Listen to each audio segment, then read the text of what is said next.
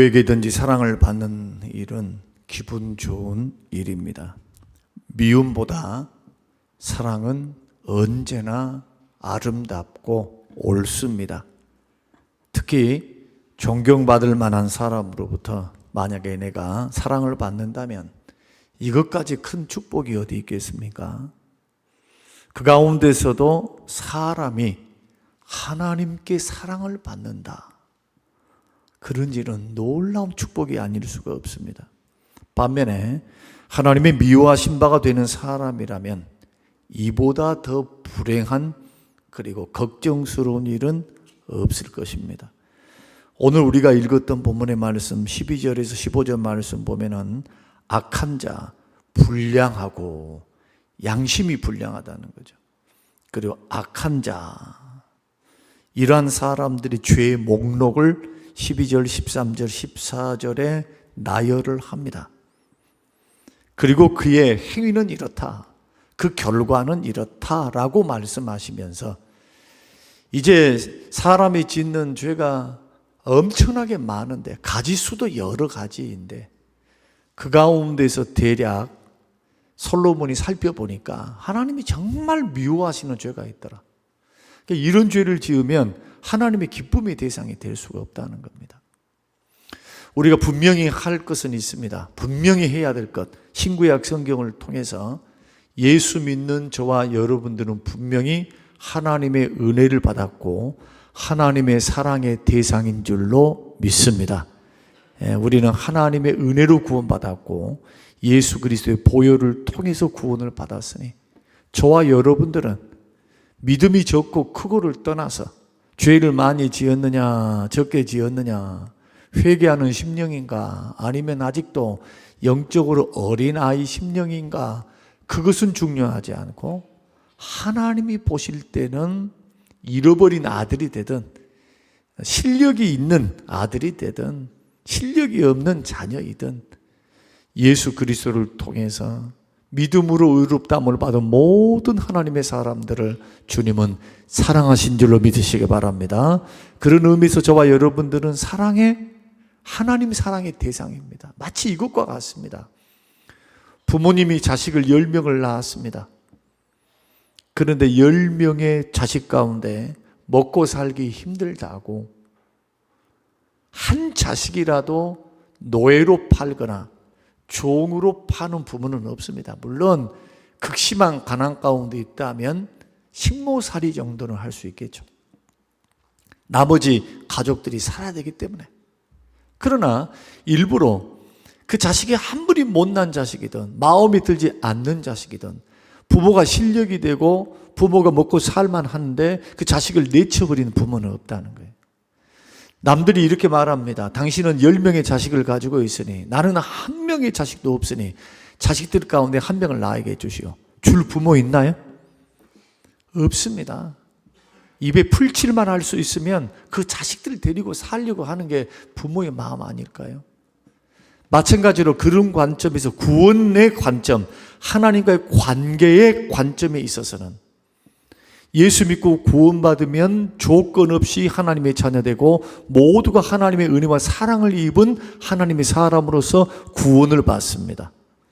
부끄러운 구원이든 영광스러운 구원이든 상관이 없어요. 구원받은 하나님의 백성입니다. 이것이 복음이고 이것이 주님의 약속입니다. 그러나 하나님과의 교제의 관점에서 관계에서는 하나님이 우리를 사랑하는 사랑에서 끊을 자가 없습니다. 로마서 8장. 이 사랑은 변함이 없습니다. 그러나 교제의 관계에 있어서는 10명의 자식이 있는데 모든 자식을 사랑하지만 아버지 말에 반대하고 한다고 해놓고 안 하고 아버지 뜻을 거슬려서 밖에 나가서 죄짓고 살고 아버지 어머니 얼굴에 먹칠을 하고 돌아다니는 자식, 술주정하면서 돌아다니는 자식을 어떻게 효도하는 기쁜 자식이라고 받을 수 있겠어요? 이런 것을 생각 안 합니다. 잘못된 예종론에 빠진 사람들은 한 번 구원받았으니 이제부터는 우리는 하나님의 사랑의 대상이다. 이것만 알아요, 이것만.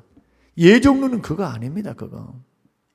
오히려 예수 믿고 구원받아 그 크신 은혜로 우리가 갚을 수 없는 하나님의 희생과 그 독생자의 죽음을 통해서 구원을 받았으니 그 구원에 합당하게 생활하여 에베소서 4장 모든 겸손과 온유로 하고 쭉쭉쭉쭉 나열을 합니다. 책임이 무겁습니다.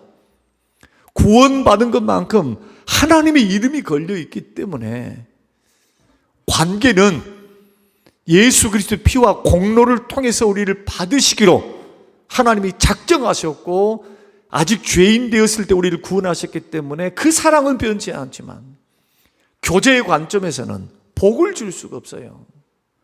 계속 죄 짓고 사는데 아버지께서 계속해서 야야 괜찮아 복 받아라 죽이는 겁니다. 죄의 삭은 사망입니다. 절대로 죄는 답습해서도 안 되고 자식에게 물려줘도 안 돼요.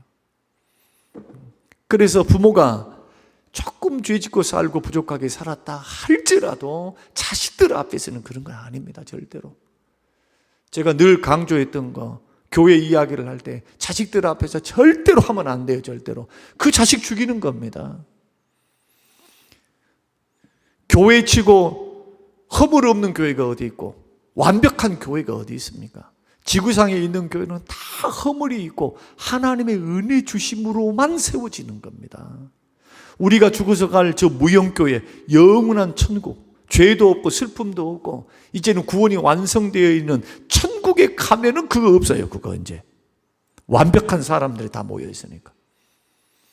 그러나 이 땅에 남겨있는 사람들 끝까지 내 안에 죄와 싸워야 되고 믿음의 선한 싸움, 세상과 싸우고 마귀와 싸우고 죄와 싸우면서 걸어가는 영적 대장부. 그래서 지금 지구상에 나와 있는 교회를 가리켜서 전투하는 교회라고 그렇게 말합니다. 여러분과 저는 전투해야 돼요. 죄와 싸워야 됩니다. 마귀의 유혹과 싸워야 됩니다. 불의와 싸워야 됩니다. 하나님이 기뻐하시지 않는 것과 싸워야 됩니다.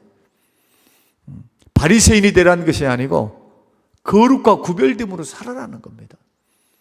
그럴 때 주님이 나를 기뻐하세요. 주님이. 저와 여러분이 주님이 미워하는 일들을 해놓고 나는 하나님의 사랑의 대상이다. 얼마나 어리석습니까? 사랑의 대상은 맞아요. 그러나 기뻐하는 자식이 될 수가 없어요. 내가 너를 보니 내 마음에 합하다 이렇게 여길 수가 없는 겁니다. 누구처럼? 다윗처럼. 다윗을 보니 이새의 아들 다윗을 보니 내 마음에 합한 자로다. 다윗과 솔로몬과 사울의 특징이 뭡니까? 하나님을 향하여. 다윗은 하나님을 두려워하여 하나님을 사랑하는 마음이 전심이에요. 전심. 그러니 죽일 수 있는 정적, 사울을 죽일 수 있는 기회가 찾아왔음에도 불구하고 하나님을 두려워합니다. 하나님이 기름 부어 세우셨는데 어떻게 내가 하나님 앞서서 심판할 수 있는가? 처리는 하나님이 하실 거다. 하나님이 세우셨으니까. 인간적으로 하면은 죽여야죠. 원수니까. 나를 죽이려고 했으니까. 지금도 나를 죽이려고 쫓아와서 지금 굴에서 자고 있으니까 얼마나 기회입니까? 그런데 하나님 앞에 범죄하지 않기 위해서 그렇게 했었어요. 실수는 했어도.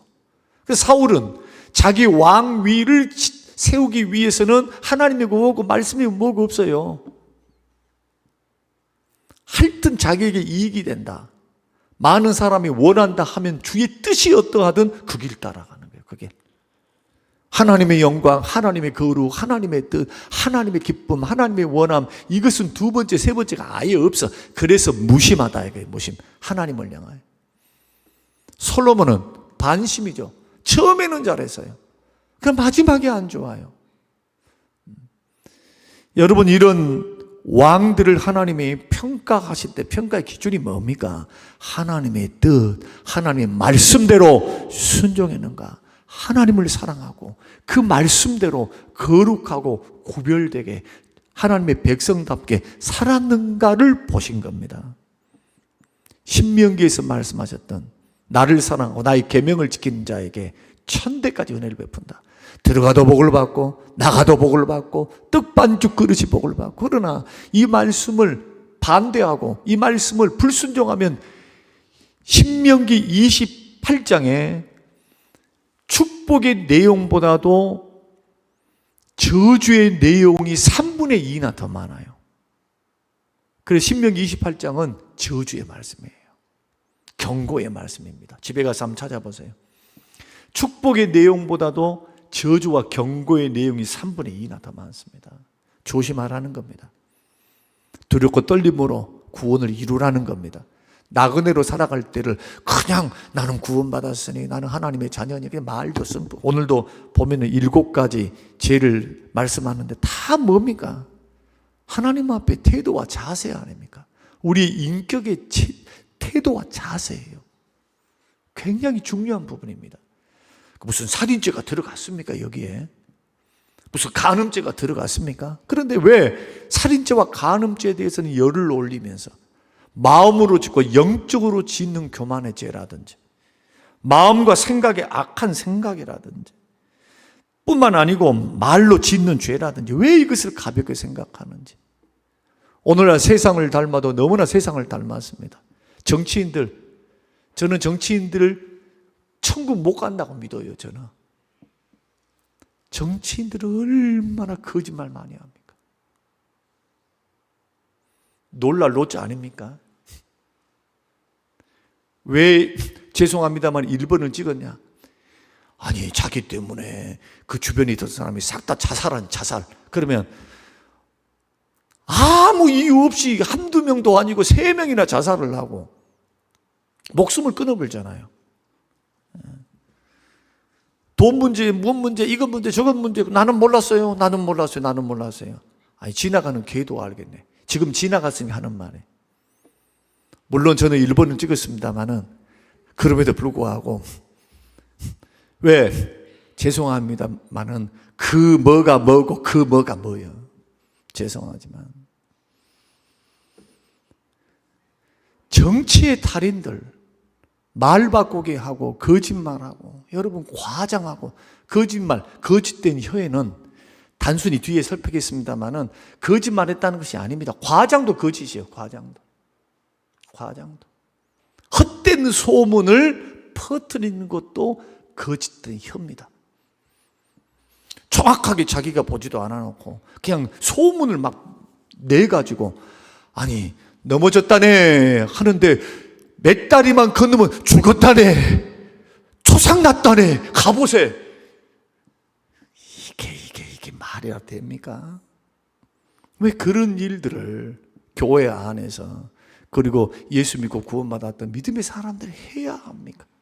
말을 하려면 듣는 사람에게 은혜를 끼치는 말을 해야죠. 소금으로 고르게 함과 같이 주님이 가르침 아닙니까?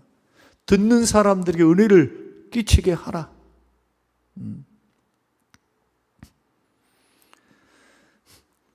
그러므로 이 말씀은 단순한 경고가 아닙니다.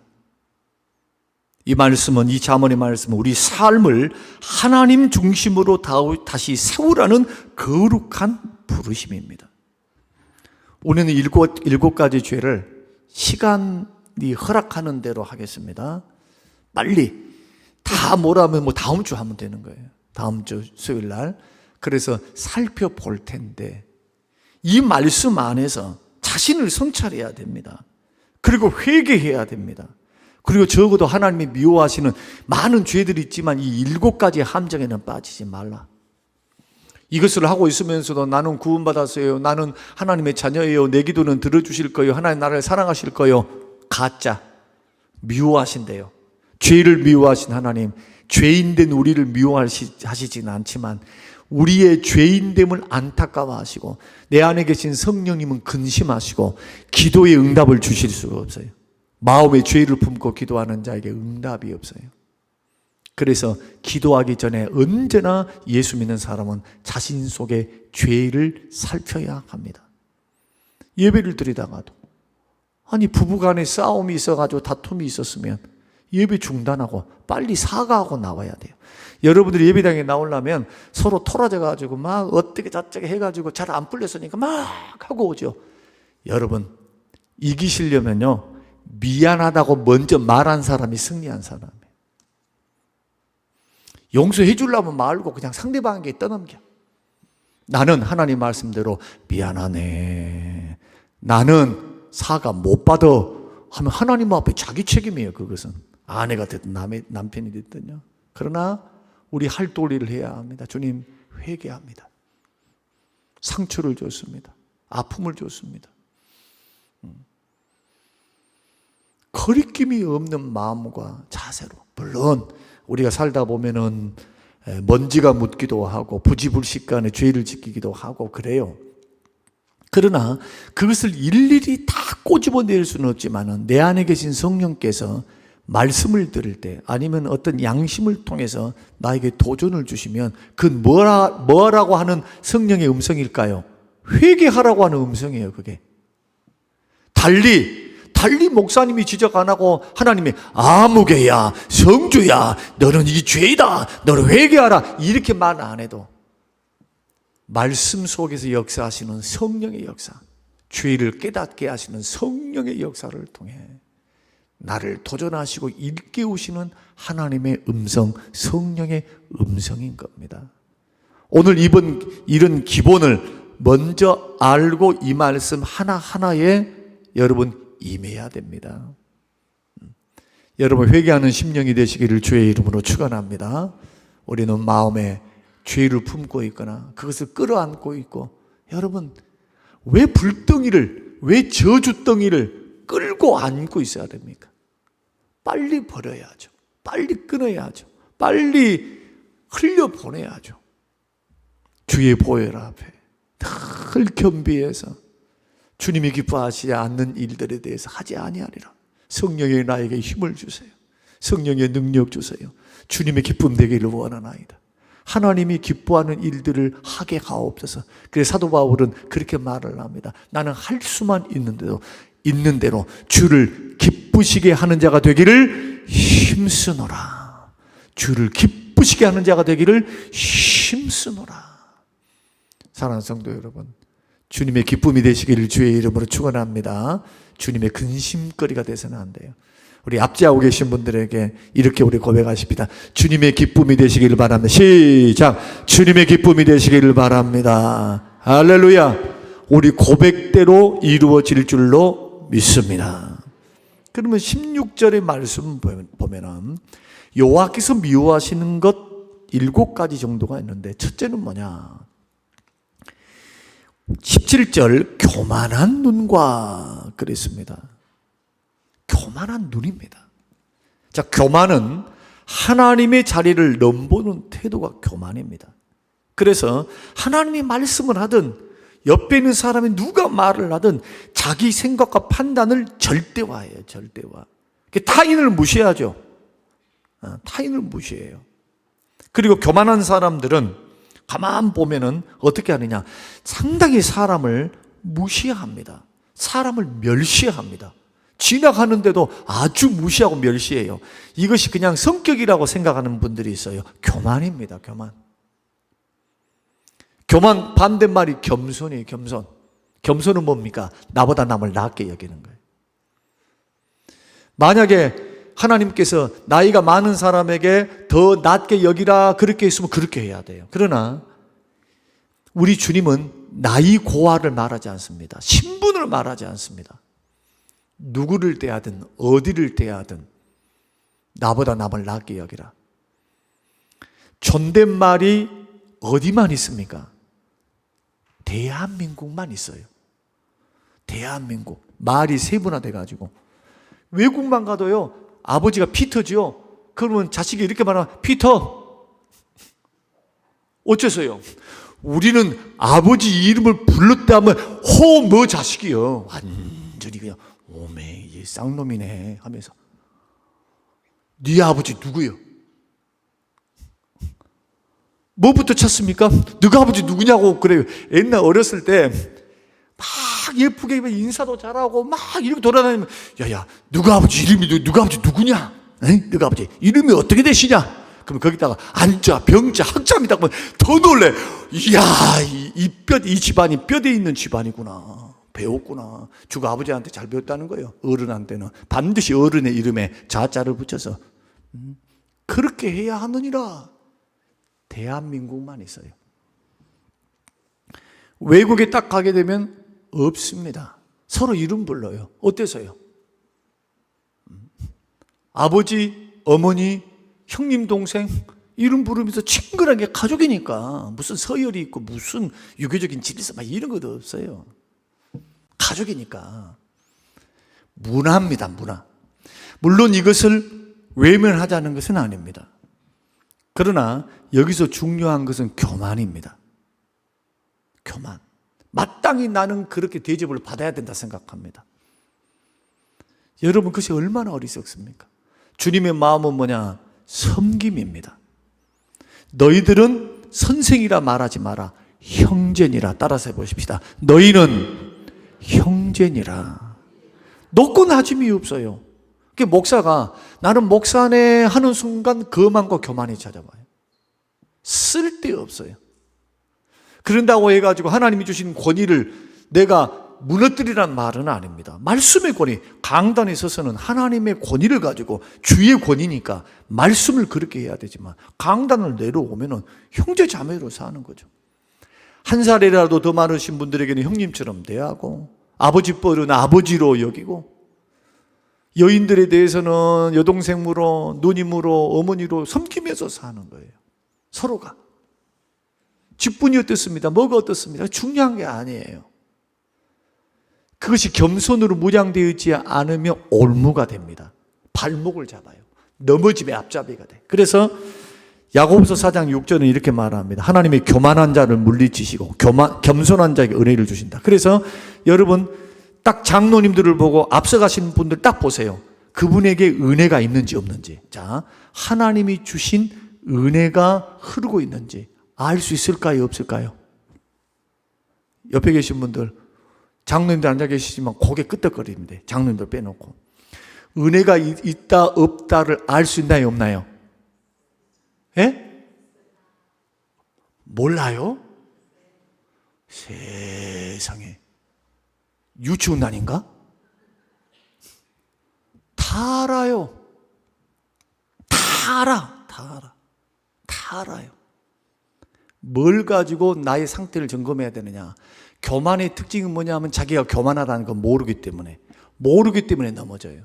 만약에 교만하다, 자만하다, 이거 위험한데 성령께서 말씀을 통해서 말씀에 창념하지 않으면 사람은 쉽게 교만해지거든요. 그래서 성경은 계속해서 말합니다. 말씀에 창념하지 않으면 교만해지니까 야 디모데야 너는 말씀에 창념해. 말씀에 늘 붙어있어. 그 말이 생각이. 그러면 쉽게 교만해지는 거예요. 교만한 줄을 알면 교만 부리고 다닐 사람 누가 있어요? 패망의 선봉이고 하나님이 미워하시는데. 이 죄의 심각성은 뭐냐? 하나님이 제일 싫어하는 죄의 원흉입니다. 이 죄에 걸리면 안 돼요. 이 죄에 넘어지면은 일어서는 사람이 없습니다. 마치 돈의 유혹에 넘어지면 믿음에서 파선하고 일만하게 뿌리가 되고 돈의 유혹은 믿음도 파선해버려요. 믿음이 파선하는데 어떻게 구원을 받습니까? 이성, 여성, 남성에 의한 죄는 돌아올 확률이 높습니다. 딱 끝나면은 정신이 바짝 차려져. 회개하고 돌아와요. 회복이 돼요. 그러나 돈에 대한 시험은요, 죽을 때까지 놓지를 못합니다. 아가니가 그랬어요. 탐욕을 부리면. 교만도 마찬가지예요. 그러니 교만은 여러분 절대로 조심해야 되고, 이 교만의 반대가 겸손이니까 겸손은 하면 할수록 좋아요. 겸손은 하면 할수록 왜 좋느냐? 사람들에게 내가 더 낮아져야 되니까 내가 수고롭고 힘이 들어요. 아니 사람이 인정을 받고 싶고 그냥 인사받고 싶죠. 인사받고 싶지. 아이고 목사님 오셨어요. 장로님 오셨어요. 이 인사를 받고 싶지. 성도님들이 장로님이 지나가고 목사님이 지나가는데 성도님들이 인사도 안 하고 쳐다보면서 그냥 옆집 개 쳐다보듯이 그냥 닭 쳐다보듯이 이렇게 하면 좋아할 사람이 누가 있어요? 아무도 없지. 그래서 사랑하니까 주님의 마음을 품어서 나보다 남을 다 낮게 여기라 하셨으니까 늘 마음으로 섬기리라, 더 인사하리라. 사랑은 무례하지 않습니다. 사랑은 무례하지 않는 거예요. 행동입니다. 행동. 무슨 감정으로 나 목사님 사랑한 거 알죠? 부부싸움 하면 꼭 이렇게 말합니다. 나 당신 사랑하는지 알지? 이미 상처를 줄 대로 다 줘놓고 뭐라고? 내가 당신 사랑할 줄 알지? 알지? 사랑해서 그랬어요? 아니요. 자기가 좋을 때만 사랑한 거예요. 그거는. 왜 이렇게 적나라하게 말씀드리느냐? 이 죄에 천사도 넘어졌습니다. 그 천사가 누굽니까? 루시퍼, 원수 마귀입니다. 우리가 천사보다 더 높습니까? 더 낫습니까? 그런데 천사도 교만은 피해갈 수가 없었다. 그러면 이 사람들, 왜 사람들이 교만할까? 첫째는 돈이 많으면 교만해져요. 하나님께 감사 못합니다. 두 번째, 권세가 있으면 교만해져요. 이재명 대통령 되셨습니다마는 참 잘하기를 바랍니다. 그러나 권력의 정점에 서면요, 자기도 모르는 사이 권력의 맛이 들어요. 참 좋은 그 이야기를 냈습니다. 그때 유세 방송을 하면서 정치인들 가만 내버려두지 마십시오. 나도 국회의원을 해보고 정치를 해봤지만 이 자리 너무 좋습니다. 돈 있죠, 명예 있죠, 권세 있죠, 특권이 너무 많아. 그래서 너도 나도 할 것 없이 이 권세, 이 부귀 영화, 명예를 얻기 위해서, 돈을 얻기 위해서, 따라오는 모든 이익을 얻기 위해서 저렇게 국민을 이용하고 저렇게 거짓말을 하고 이익을 위해서, 자기들 이익을 위해, 뱃속을 위해서 일하지 않습니까? 저들을 심판하셔야 됩니다. 종부리도 부려야 됩니다. 이야, 얼마나 시원하던지. 그런데 그렇게 말했던 분이 이제 그렇게 하는가 봐야죠. 그건 별개죠. 그것은 잘할 줄로 압니다만은 정말 조심해야 될 겁니다. 사법 리스크가 너무 많아. 그리고 5년 후지만은 권력은 짧습니다. 정말 겸손한 대통령이 돼야 돼요. 겸손한 대통령. 너무 똑똑해요. 너무 잘 알아. 잘 아는 것에 이제는 더 겸손하고 청취할 줄 알고 들을 줄 알고 살필 줄 알고 아마 그럴 줄로 압니다만은, 그래야 하나님이 그가 믿음이 있든 없든, 뭐 여사님은 뭐 믿음 있는, 대대로 믿음 있는 가문에 믿음으로 살았던 사람이고, 또 이재명 대통령조차도 막 공안들에게, 경찰들에게 쫓겼을 때 그를 숨겨줬던 곳이 이제 교회이기도 하고, 개척교회, 조그만 교회이기도 하고 그런 인연들이 있습니다만은, 여하튼 하나님은 교만한 자를 물리치십니다. 미워하십니다. 겸손한 자에게 하나님 복을 주십니다. 그래서 높아갈수록 돈이 많고 하나님이 명예도 주셨다면 살 길은 겸손밖에 없어요. 겸손하라. 그런데 더 큰 교만이 있습니다. 정말 조심해야 될 것. 이게 교만 중에 가장 악한 교만이 영적 교만입니다. 영적 교만은 어디서 오느냐? 지식에서 와요. 자기의 지식, 성경 지식, 무슨 지식, 알았다, 배웠다, 누가 말하더라, 성경이 이렇더라, 저렇더라 하면서, 그러면서 자기가 가지고 있는 지식으로 다른 사람의 신앙을 판단하고 설교를 판단합니다. 심지어는 이런 일도 있습니다. 대형 교회를 다니는 사람들은 자기 교회 목사님 이외에 다른 목사님들의 그 설교를 어떻게 생각하느냐? 설교도 아니에요, 저것은. 주님이 보실 때 가슴 칠 일이에요, 이게. 이게 만문이즘에 빠져 있고, 형식주의에 빠져 있고, 성공주의에 빠져 있는 대한민국 성도들의 모습입니다. 여러분, 영적 교만은 구제받기가 어려워요. 그렇게 힘이 들어요. 그래서 이 교만이 탁 찾아온다 하면은, 하여튼 뭐부터 찾아오느냐, 신천지다 아니다 하는 것을 얼굴만 보면 알아요. 벌써 설교자를 바라보는 그 눈이 뱁새의 눈이 돼가지고 그냥 팔짱 딱 끼고, 이제 처음에는 천사처럼 와요. 그러나 조금씩 이제 가면은 알아. 어떻게 알아? 냄새가 다 나. 태가 다 나, 태가. 파수꾼 역할을 하면서 한 번씩 온 사람들 봐봐요. 뒤에 앉아서 예배 드리면 뭐 하고 있는지 낄낄거리면서. 저는 그런 사람 한참 유행할 때 그런 사람 와가지고 막 그럴 때, 아이고 쟤들은 신천지구나. 낄낄거리면서 팔짱 끼면서 아주 거만한 태도로 그렇게 있는 모습을 보면서 그냥 너무 가슴이 아파요. 사람들의 모든 죄는 스스로 깨달을 수 있어요. 아, 내가 이런 죄를 지었지, 저런 죄를 지었지, 이것을 했지, 저것을 했지. 말씀을 따라서 성령의 역사를 통해서 어느 정도 감지가 돼요, 감지. 그런데 교만의 죄는요, 놀랍게도 막 신앙의 우울감을 가지고 있는 사람, 나는 성경에 지식이 있어, 나는 영적인 체험이 있어, 나 은사가 있어, 이런 사람들은요 남의 말 절대 안 들어요. 특히 교회에서 저는 그런 성도들을 봤습니다. 오래 못 가요, 그런 성도들. 목사님의 가르침을 안 받을라요.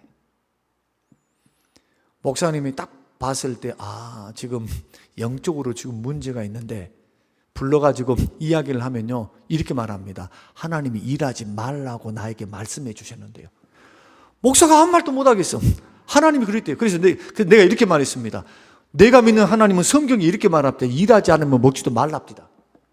아니, 지금 죽게 생겼는데 열심히 일을 해야죠, 기도하면서. 근데 하나님께서 일하지 말래요. 그래갖고 이혼당했어요. 그래가지고 말 절대 안 들어. 너무너무 안 들어. 그래서 저도 문제를 일으키지 않으니까 가만 내버려 뒀어요. 그냥 스스로 알아서 그런 부분들을 지금은 많이 고쳐져서 그 목사님하고 한번 연락을 해서 한번 만난 적이 있는데 뭐라고 말씀하냐면, 내가 못하니까 그 목사님한테 간 거예요. 아이고, 가서 잘할 줄로 압니다만 그 목사님이 얼마나 잡아놨는지 지금은 변화되고요, 회개하고 좋아졌다고 그렇게 연락이 왔어요. 내가 얼마나 감사한지 몰라요. 그리고 그 딸의 결혼식에 제가 찾아가서 축하해 주기도 했습니다.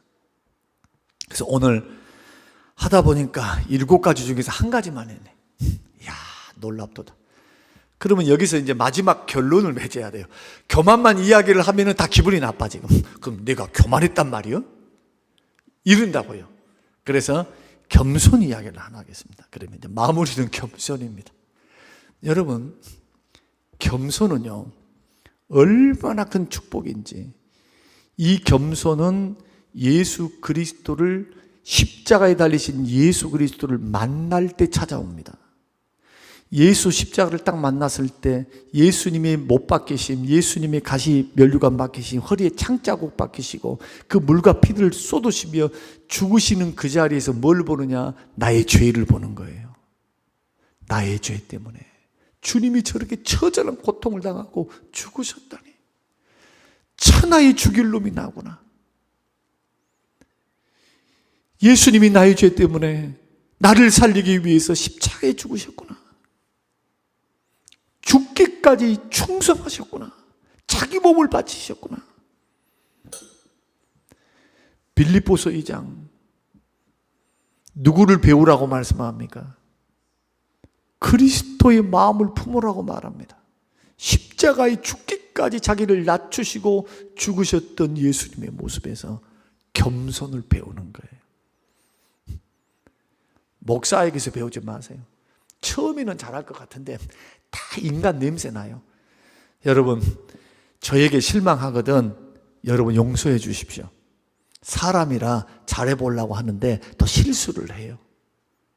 그런 부분이 보이거든 기도해 주세요. 고치려고 하는 마음 많아요. 정말로 부족한 거다 압니다. 저와 여러분의 유일한 신앙의 대상은 예수 그리스도십니다. 십자가 아래에서 겸손을 배우시기 바랍니다. 죽기까지 죽음을 각오하고 낮추셨어요. 못할 게 있을까요? 질문입니다. 죽기를 각오하고 나 겸손하겠습니다. 죽음을 각오하고 겸손을 내가 선택하는 하나님 앞에, 예수님처럼, 예수님 닮아서 죽음을 각오하고, 나 죽음 각오하고, 나 죽을 것 각오하고 내가 한번 해보겠다. 예수님이 십자가에서 자신을 낮추시고 주님이 죽으셨던 것처럼 주의 마음을 품겠다. 만약에 이렇게 걸어갈 수만 있다면 겸손은 종기의 앞잡이입니다. 사람들에게 존경을 받습니다. 하나님이 우리를 높이십니다. 겸손의 길은 평안의 길이요 복된 길입니다. 그러나 겸손을 향해 걸어가는 길은 너무너무 어렵습니다. 자기를 죽이고 자기가 부인되고 십자가의 정과 욕심을 날마다 못 박아야 돼요. 날마다 내가 살아나거든요. 자존심이 살아나고 내 혈기가 살아나고 분노가 살아나고 판단이 살아나고 내가 살아나. 내가 날마다 사도 바울처럼 날마다 나는 죽노라. 철저한 영적 관리가 있어야 겸손해지는 거예요. 오늘 이 겸손이 결국 하나님의 기쁨이 되고 예수를 닮는 길이며 내가 복받은 길이라는 사실을 기억하고 교만 반대로만 하면 돼요. 겸손하게 주 섬기셔서 주님의 자랑과 기쁨이 되시기를 주의 이름으로 축원합니다. 겸비하여 엎드려 있으면은 죄도 용서를 받아요.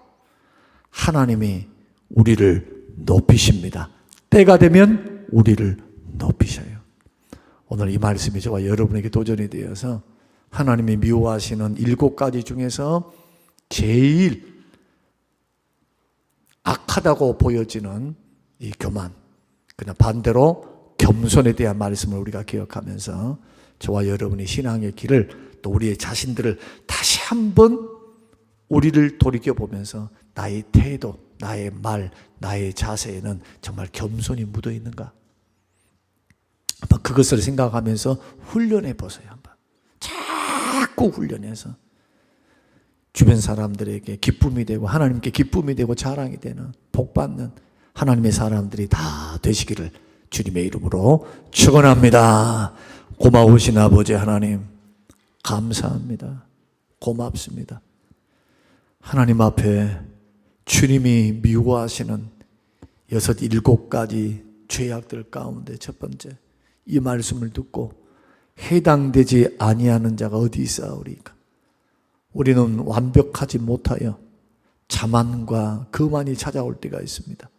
어떨 때는 자존심 때문에, 어떨 때는 여러 가지 이유 때문에 하나님 겸손하지 못하고 예수님처럼 낮아지지 못하고 높아지기를 원하고 1등 되기 원하고 존중받기를 원하고 하나님 그러한 마음들 우리 가운데 있습니다. 내가 존중받기를 원하는 것만큼 먼저 존중하게 하옵시고 내가 사랑을 받고 싶은 것만큼 먼저 너가 대접하고 사랑하라. 주의 말씀처럼 먼저 내가 할 수 있는 은혜를 베풀어 주시어서 겸손을 통해 주시는 약속의 축복을 받아 누리는 복된 성도들이 우리 모든 성도님들이 될 수 있도록 축복하옵소서. 감사드리오며 예수님 이름으로 기도합니다. 아멘.